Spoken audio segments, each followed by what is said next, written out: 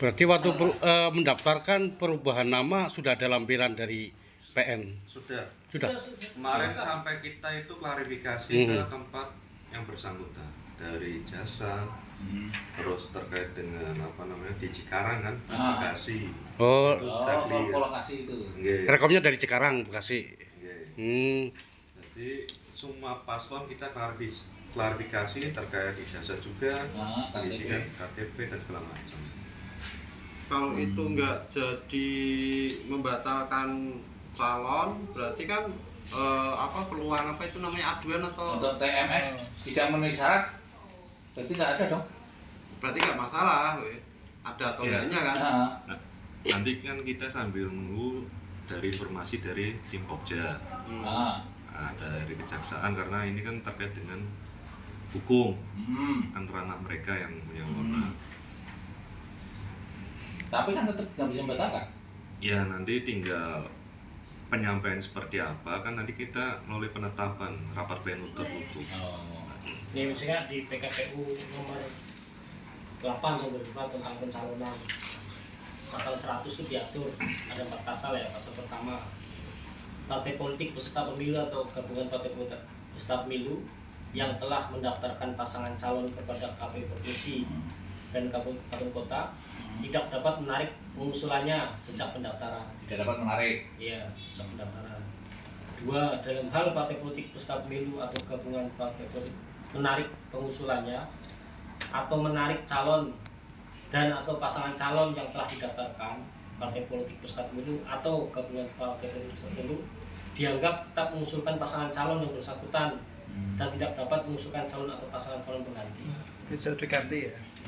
Pasal 3, calon dan atau pasangan calon yang telah menandatangani kesepakatan pengusulan dan telah didaftarkan kepada KPU tidak dapat mengundurkan diri sejak pendaftaran.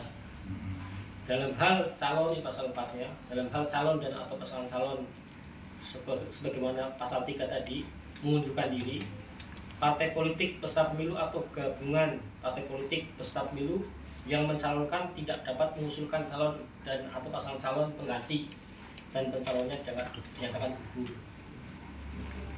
Itu kan dari sisi partai. Kalau dari KPU sendiri bisa memutuskan, karena ini tidak memenuhi syarat, berarti nggak bisa dong masuk ke, misalkan nggak bisa masuk ke penetapan itu, bisa nggak? Atau ya yang dicalonkan partai ya apapun yang terjadi maju gitu. Dari sisi KPU-nya Pak.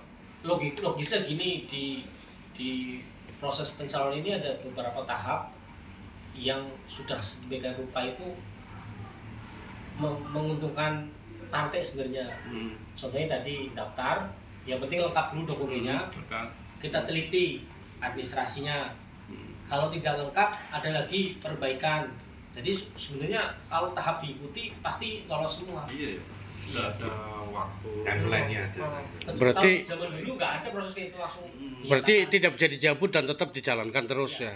Seperti itu. Iya. Jadi ini udah, apalagi kan tahap kemarin terakhir sudah kita umumkan memenuhi syarat. Ya kan? Iya, betul. Iya. Tiga-tiganya memenuhi syarat. Kemudian kita umumkan ke masyarakat mendapat tanggapan, ada yang mempersoalkan. Itu saja persoalannya kan.